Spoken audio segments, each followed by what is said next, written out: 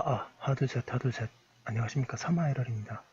김성동 교수님이죠. 제5판 형법총론 제1회도 618페이지 로마자 4번의 공동점검의 착오와 불일치 보겠습니다. 3화에러TV 질작 구독 추천을 부탁드리고 유튜브 구독을 권합니다. 1번의 공동점검의 착오.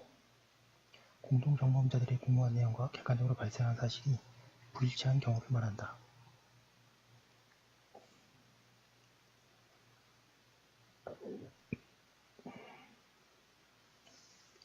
예컨대 갑과 을이 A를 살해하고 모유한 후 A를 향해 총을 발사하여 명중시켰는데 실제로는 A가 아니라 B였던 경우가 해당한다. 이와 같이 공동점검의 착오는 착오의 대상인 종류가 같을 수 있고 다를 수도 있으며 객체의 착오나 방법의 착오로 나타날 수 있으며 경우에 따라 인과과정의 불일치로 나타날 수 있다. 이러한 경우는 공동점검자들을 하나의 단위로 묶어 그들에게 하나의 고의가 있었다고 보면 단독범의 구성요건적 착오와 다를 바가 없다. 이러한 경우는 공모자들의 고의 내용, 공모 내용이 결과로 실현되었는가를 검토하여 단독범의 구성요건적 착오 사례를 해결하는 원칙을 그대로 적용하면 된다.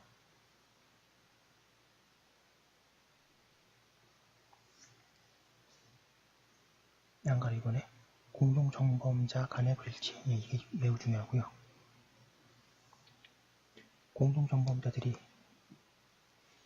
결과 발생을 위해 각자 다른 역할을 수행하는 가운데 실제로 구성요건적 결과 발생에 이르는 행위를 수행한 공모자가 공모한 내용과 다른 사실을 발생케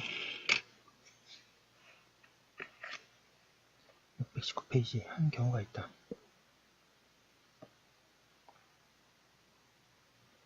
예컨대 갑과 을이 A를 상해할 것을 공모한 후 갑은 직접 상해 행위를 하고 망을 보았는데 을이 잘못하여 A 옆에 지나가던 B를 상해하거나 방법의 착오, 갑이 B를 A로 잘못 알고 B를 상해한 경우 객체의 착오, 혹은 갑이 A를 상해한 행위가 과도하게 진행되어 A가 사망에 이르고 만 경우 협의의 공동점검자 간의 불일치 등이 그러한 이에 해당한다. 이러한 경우는 공모자 모두를 하나의 단위로 묶을 수 없기 때문에 구성요건적 결과를 발생시킨 공모자와 그렇지 않은 공모자 간의 불일치를 어떻게 해결할 것인지에 관건이 된다.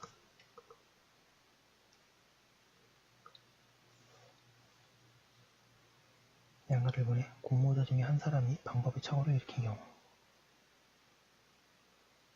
공동점검자 중에 한 사람이 방법의 착오를 일으킨 경우가 있다. 예컨대 갑과 을이 A를 살해하기로 하고 갑이 총을 쏘는 동안에 을은 골목 어귀에서 망을 보고 있었는데 갑의 총알이 빗나가서 A가 아니라 A의 옆에 있는 B를 맞춘 경우 갑의 방법의 착오가 을에 대해 어떠한 효과를 미치는가가 문제된다.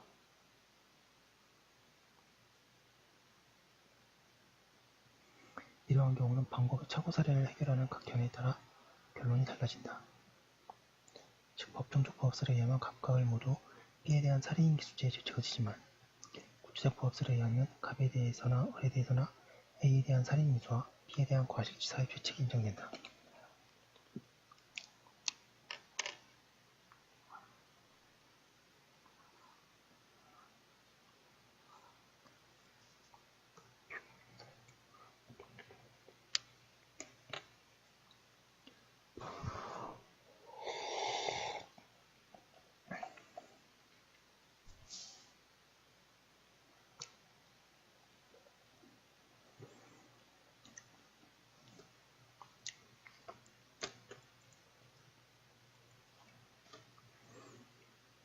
이러한 경우는 두 사람이 A를 살해하기 위해 동시에 총을 발사했는데 갑의 총알이 빗나가서 B를 맞추고 을의 총알은 A를 살해한 경우에도 마찬가지다.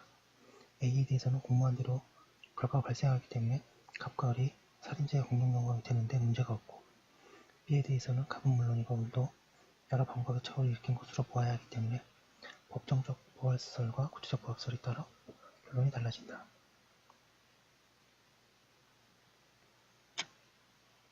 양가를 이번에 공모자 중에 한 사람이 객체의 착오를 일으킨 경우 공동점검자 중에 한 사람이 같은 종류의 목적물에 대해 객체의 착오를 일으킨 경우에 그 객체의 착오가 다른 가담자에게 어떤 효과를 미치는가가 문제된다.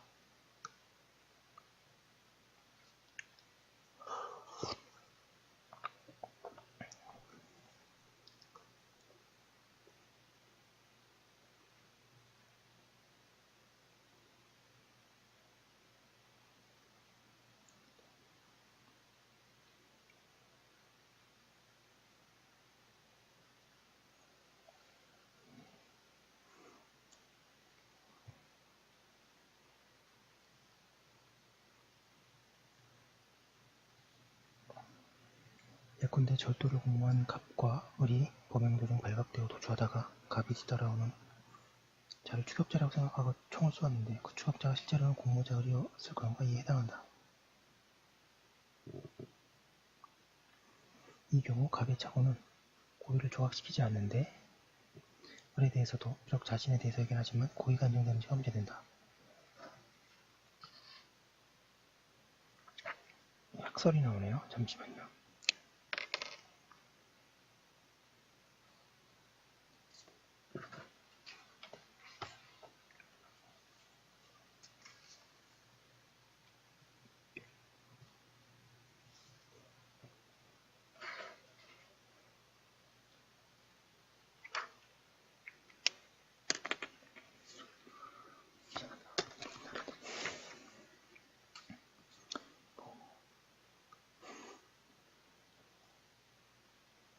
방가를 번해 과실초과설. 착오를 일으키지 않은 다른 공범자는 책임이 없다는 견해이다.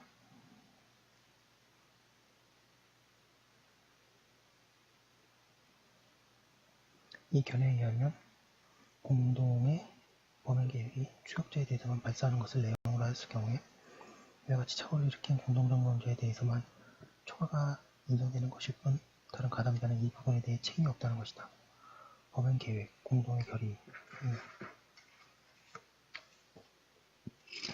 620페이지 공동정범의 구속 범위를 결정하는 것인데 범행 계획이 일방에 의해 의도하였건 착오로 인한 것이건 초과되었으면 다른 일방이 그 부분에 대해 책임을 지지 않는다는 원칙론을 고수하고 있다. 이에 따르면 위 예에서 착오를 일으킨 갑에 대해서만 준강도 살인죄가 인정될 수 있고 이에 가담자인 을은 합동절도죄의 미수로 처벌될 수 있을 뿐이다. 방가로 이번에 객체의 착오설. 공동정범자의 한 사람이 일으킨 객체의 착오는 착오를 일으키지 않은 다른 가담자에 대해서도 객체의 착오로 인정되어 고의 조각이 인정되지 않는다는 견해이다.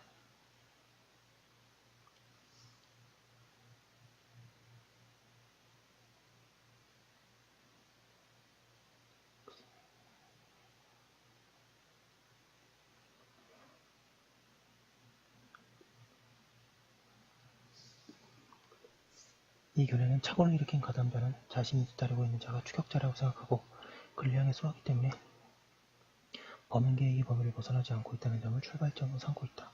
그러나 이러한 범행 계획에는 누구라도 착오를 일으켜서 잘못된 행위로 나아갈 위험이 미리 내재해 있는데 이러한 위험이 실현될 경우에는 착오를 일으키지 않은 다른 가담자에게도 그런 위험이 기속되어야 한다. 이에 따르면 착오를 일으키지 않은 가담자인 을에 대해서도 강도미수죄가 인정될 수 있다. 그리고 위 사례에서 을에 대한 살인미수는 바로 자기 자신에 대한 살인미수가 되기 때문에 결과 발생이 이룰 수 없는 경우에 해당하는 을은 강도살인죄의 불능미수로 처벌되어야 한다.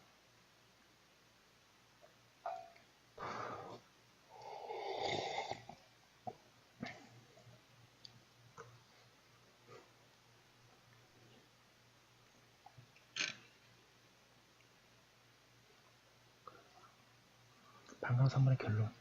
이론적으로 볼 때 공동정범자 중 일방이 일으킨 객체의 착오는 다른 가담자에 대해서도 객체 착오로 인정되어 고의가 조각되지 않는다는 견해가 타당하다. 왜냐하면 통상의 위와 같이 한 가담자가 객체 착오를 일으킬 정도이면 다른 가담자가 역시 객체 착오를 일으킬 수 있는 상황이고 이러한 상황이라면 발생된 결과가 공모한 내용과 다르지 않다고 보아야 하기 때문이다.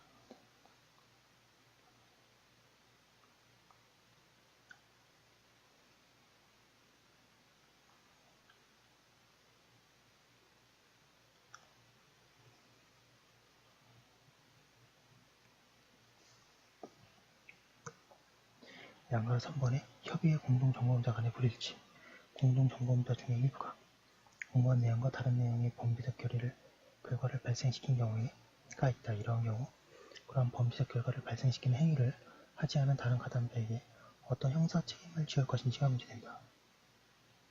방가로 1번의 질적 차이의 경우 공동정범자의 경우 각 가담자는 원칙적으로 공동의 가담 의사의 범위 내에서 이루어진 상황에 대해서만 책임을 진다.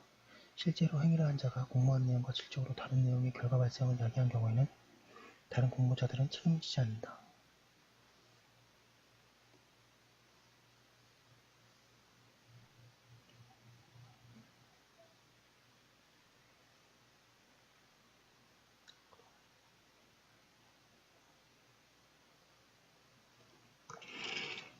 (621페이지)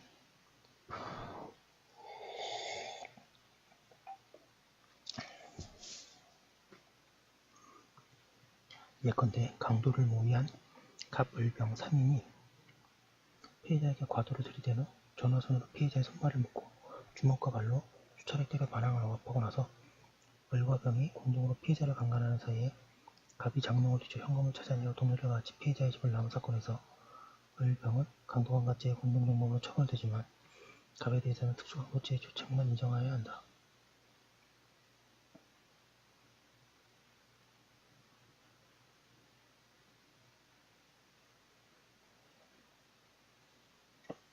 방가로 이번에 양적 차이가 있는 경우 공동정범자 중에 일방의 행위가 공모한 내용과 질적으로는 차이가 없지만 행위의 결과가 양적으로 초과되거나 미달된 경우가 있다.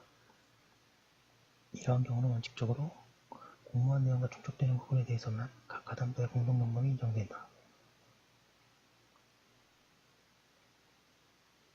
예컨대 갑과 을이 절도를 공모하였는데 예상과 달리 을이 강도행위로 나아간 경우에는 절도 부분이 중첩을 이루므로 갑은 절도죄의 공동정범 혹은 합동범이 되고 을은 강도죄의 단독범이 된다. 공모 내용보다 양쪽이 미달된 경우에도 마찬가지이다. 예컨대 갑과 을이 살해를 공모하였는데 을이 상해만을 입힌 경우에 상해가 중첩 부분이므로 갑과 을은 모두 상해죄의 공동정범이 된다.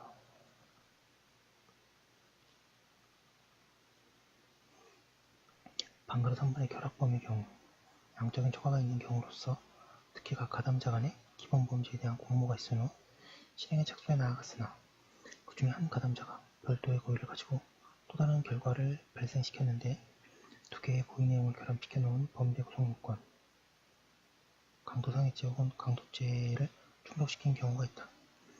이와 같이 고의와 고의 결합범인 경우에는 고의를 가지고 직접 행위한 가담자에 대해서는 강도상해 살인죄가 인정되는데 의문이 없다. 그러나 중한 결과 발생에 관여하지 않은 다른 가담자의 주책에 관한 한 그에게 중한 결과에 대한 예견 가능성이 있는 경우에는 결합범, 강도상해 살인죄의 공동정범이 아니라 결과적 가중범인 강도치사상죄의 공동정범이 성립한다.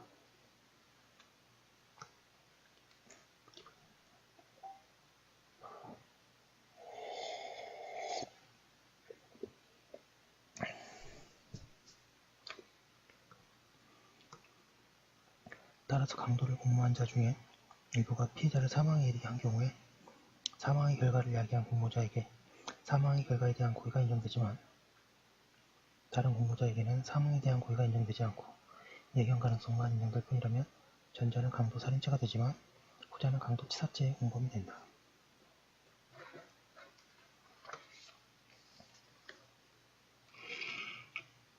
622페이지 방가로 4번에 결과적 가중범의 공동정범 공동정범자 가운데 일부의 자가 결과적 가중범에 해당하는 범죄로 나아간 경우에 중한 결과 발생에 관여하지 않은 자에 대해서도 결과적 가중범의 공동정범을 인정할 수 있는지가 문제된다. 먼저 부진적 결과적 가중범이 문제되는 경우에는 가담한 자들에게 기본 문제의 고의는 물론이고 중한 결과에 대한 고의 및 공동 가담의 의사가 존재한다면 그 결과적 가중범에 대한 공동정범의 인정에 문제가 없다. 다음으로 진정 혹은 부진정 결과적 가중범의 경우에는 중한 결과 발생에 야기한 자나 중한 결과 발생에 관여하지 않은 가담자에게 공의 중한 결과 발생에 대한 예견 가능성조차 없으면 각자에 대해 결과적 가중범이 인정되지 않는다.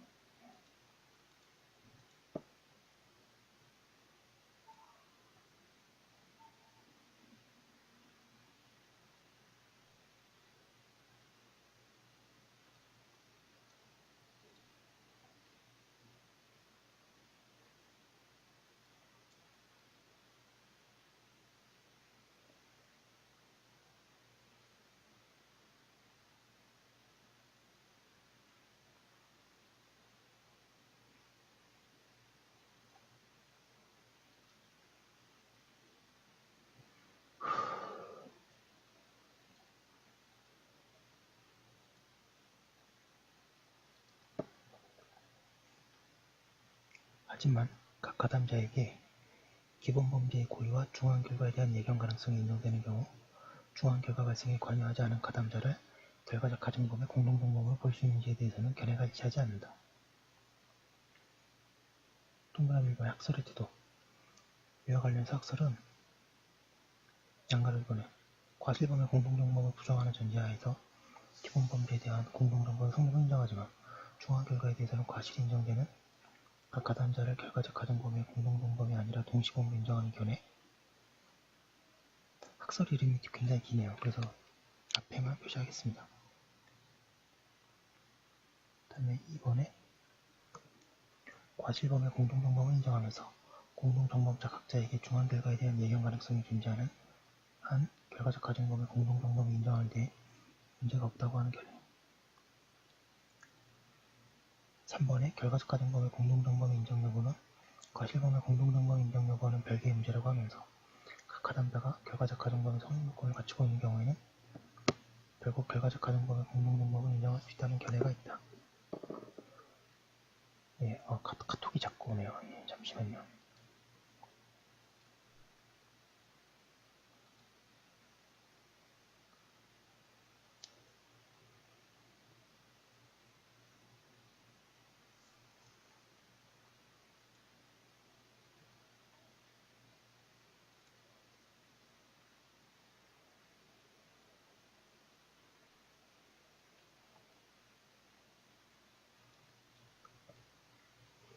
동그라미 2번의 판례의 태도.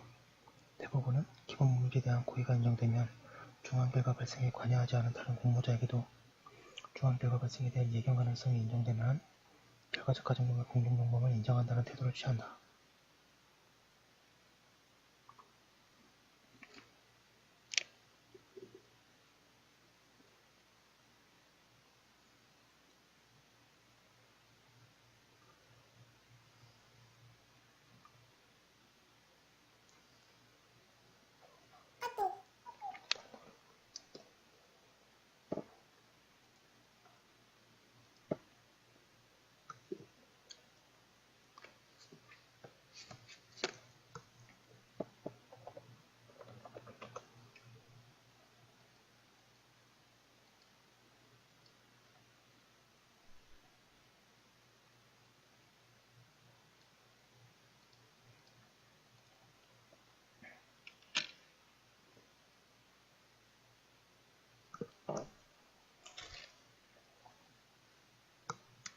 대법원이 중한 결과에 대한 인식이 없었더라도 혹은 중한 결과 발생에 대한 공모를 하지 않았다고 하더라도 결과적 가정범에 대한 공동정범을 인정하고 있음을 623페이지 예로 들면서 이러한 판시에서는 대법원이 중한 결과 발생에 대한 예견 가능성을 요건으로 하지 않는 것으로 별개 취급하는 견해들이 있으나 이는 판례의 판시 내용에 대한 오해이다.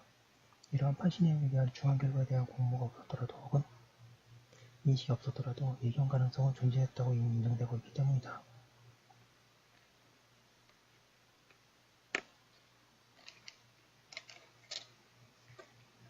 동그라미 3번의 결론.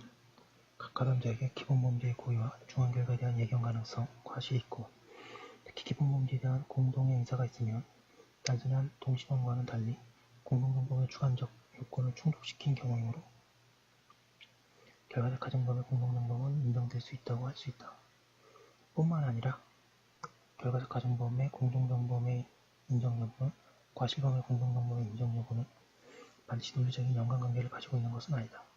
결과적 가정범의 과실범의 경우와는 달리 불법의 특징이 고의의 기본 범죄에 있고 중한 결과 발생의 전형적인 위험도 고의의 기본 범죄에 내포되어 있는 것이므로 이러한 기본 범죄를 함께할 의사를 가지고 있고 중한 결과 발생에 대한 예견 가능성도 별도로 인정되는 한 결과적 가정범의 공동정범도 인정될 수 있다고 해야 한다고 하고 있습니다. 예, 좀 제가 설명을 잘 못한 것 같습니다. 예. 공부를 계속 많이 하면서 앞으로도 잘 하도록 하겠습니다. 여기까지 한 거 해놓고 다음 거 이어서 하도록 하겠습니다. 잠시만요.